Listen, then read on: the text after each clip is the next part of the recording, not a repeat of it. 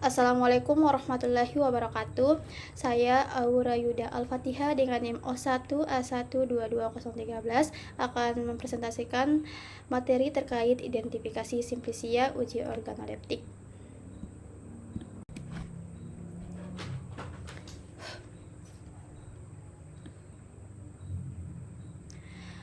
Oke, langsung saja. Uji organoleptik merupakan pengujian yang dilakukan dengan menggunakan indera manusia seperti penglihatan, penciuman, pengecapan, peraba, dan pendengaran untuk menilai karakteristik fisik bahan alam atau simplisia. Dalam konteks industri obat bahan alam, uji organoleptik berfungsi sebagai salah satu mekanisme kontrol kualitas untuk memastikan bahwa simplisia yang digunakan memenuhi standar mutu yang telah ditetapkan, sehingga menjamin keamanan dan efektivitas produk yang dihasilkan.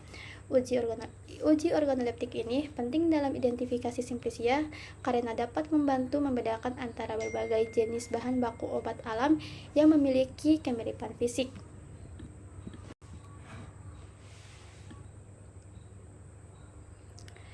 Sebelum itu kita harus mengetahui macam-macam simplisia.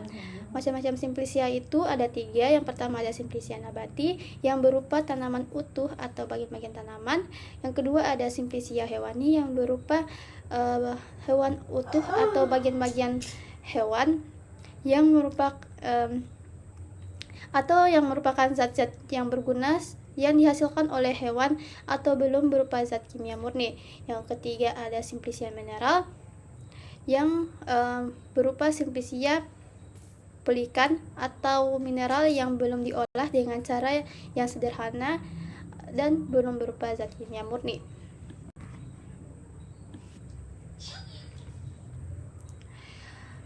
Lanjut pada syarat-syarat dan parameter yang digunakan dalam uji organoleptik. Yang pertama ada uji deskriptif.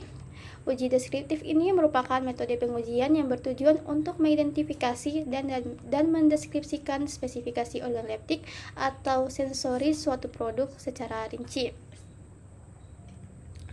Penilaian yang dilakukan yaitu mencatat hasil pengamatan terhadap karakteristik produk seperti rasa, aroma, tekstur, atau warna yang kemudian dituangkan dalam bentuk uraian pada lembar penilaian. Yang kedua itu ada uji hedonik, merupakan metode pengujian yang bertujuan untuk mengukur tingkat kesukaan atau preferensi peneliti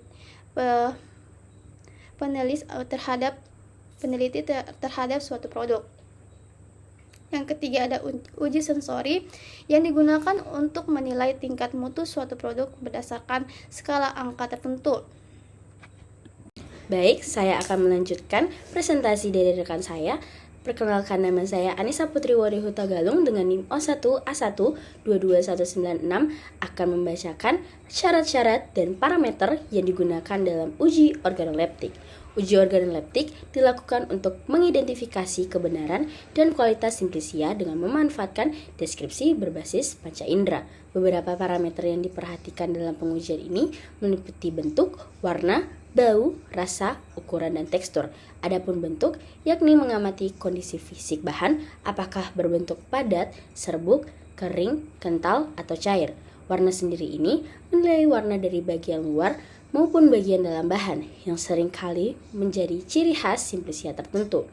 Bau sendiri mengidentifikasi aroma khas bahan seperti bau aromatik, tidak berbau, atau bau khas lainnya. Sedangkan pada rasa, mengevaluasi sensasi rasa yang dirasakan seperti pahit, manis, asam, atau kelat. Yang terakhir ada ukuran dan tekstur, yakni mengukur dimensi bahan, panjang lebar, dan mengevaluasi teksturnya, apakah kasar, halus, kering, atau lembab. Selanjutnya, pelaksanaan uji organoleptik pada simplisia di Indonesia. Adapun persiapan simplisia, yakni pemilihan sampel, kondisi simplisia, dan penyimpanan simplisia.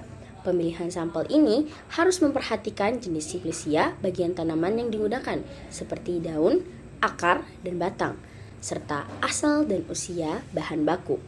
Pada kondisi simplisia, jika simplisia berupa serbuk, serbuk tersebut harus halus dan bebas dari gumpalan. Simplisia yang terbentuk daun atau batang juga harus diperiksa untuk memastikan bahwa tidak ada kerusakan fisik yang dapat mempengaruhi hasil uji organoleptik. Pada penyimpanan simplisia, simplisia yang telah dipilih untuk diuji harus disimpan di tempat yang sesuai, misalnya tempat yang sejuk, kering, dan terlindungi dari cahaya langsung. Penyimpanan yang tidak tepat dapat menyebabkan degradasi bahan. Selanjutnya, pengamatan bentuk dan ukuran simplisia. Meliputi bentuk simplisia, yakni bentuk simplisia yang akan diuji dapat bervariasi, misalnya daun, akar, batang, atau serbuk. Bentuk yang tidak sesuai atau rusak bisa menandakan adanya masalah dalam penyimpanan atau penanganan bahan tersebut. Yang kedua, ukuran simplisia. Ketidaksesuaian ukuran dapat menunjukkan bahwa simplisia tersebut tidak segar atau sudah mengalami pemrosesan yang tidak tepat. Ukuran juga penting untuk memastikan bahwa bahan tersebut dapat digunakan dalam dosis yang sesuai. Selanjutnya ada pemeriksaan warna simplisia, yakni meliputi warna luar. Daun kering tanaman obat tertentu seharusnya berwarna hijau kecoklatan, sedangkan akar tanaman obat lainnya mungkin memiliki warna coklat kemerahan. Perubahan warna yang tidak biasa pada bagian luar simplisia bisa menandakan bahwa bahan tersebut mengalami kerusakan atau terkontaminasi. Adapun warna dalam, warna bagian dalam memberikan informasi lebih lanjut mengenai kondisi dan kualitas bahan. Misalnya, jika bagian dalam akar berwarna coklat tua atau kehijauan, itu bisa menjadi indikasi bahwa bahan tersebut sudah terkontaminasi atau terdegradasi. Selanjutnya, pemeriksaan bau simplisia, yakni terdiri dari bau khas. Bau khas ini seringkali menjadi indikator kualitas dan keaslian simplisia, serta dapat memberikan petunjuk tentang kondisi pengolahan dan penyimpanan bahan tersebut. Simplisia yang baik biasanya memiliki bau khas yang mudah dikenali. Misalnya, daun peppermint akan memiliki bau yang menyegarkan dan khas, sementara tanaman dengan kandungan minyak atsiri lainnya juga akan memiliki bau yang mudah diidentifikasi. Adapun bau yang tidak normal, di mana bau yang tidak normal atau bau busuk seringkali menunjukkan adanya kerusakan atau pertumbuhan mikroorganisme seperti jamur atau bakteri yang bisa merusak kualitas bahan.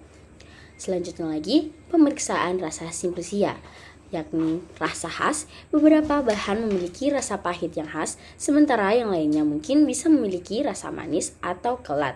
Rasa yang tidak sesuai bisa menunjukkan bahwa bahan tersebut telah terkontaminasi atau tidak segar. Ketidaksesuaian rasa, jika rasa simplisia tidak sesuai dengan yang diharapkan, hal ini bisa menandakan adanya masalah kualitas pada bahan tersebut. Misalnya, rasa yang terlalu pahit atau tidak biasa bisa menunjukkan bahwa bahan tersebut telah rusak atau terpapar kondisi yang tidak sesuai selama penyimpanan. And the last of the list, pelaksanaan uji organoleptik pada simplisia di Indonesia, yakni meliputi pemeriksaan tekstur simplisia dan evaluasi analisis hasil, di mana pada pemeriksaan tekstur simplisia, daun atau batang yang kering seharusnya terasa rapuh atau mudah dihancurkan, sementara serbuk halus, tidak menggumpal. Tekstur yang tidak sesuai bisa menandakan kelembapan berlebih atau kerusakan lainnya. Pada evaluasi dan analisis hasil, setelah pengamatan terhadap berbagai parameter dilakukan, penulis akan mencatat hasil uji dan menganalisisnya. Hasil tersebut akan dibandingkan dengan standar atau referensi yang ada untuk menentukan apakah simplisia memenuhi kriteria kualitas yang diharapkan. Jika ada ketidaksesuaian, simplisia tersebut dapat ditolak atau diuji lebih lanjut menggunakan teknik analisis lain. Itu adalah hasil dari presentasi kami. Lebih dan kurangnya mohon dimaafkan. Wabillahi taufiq wal hidayah. Wassalamualaikum warahmatullahi wabarakatuh.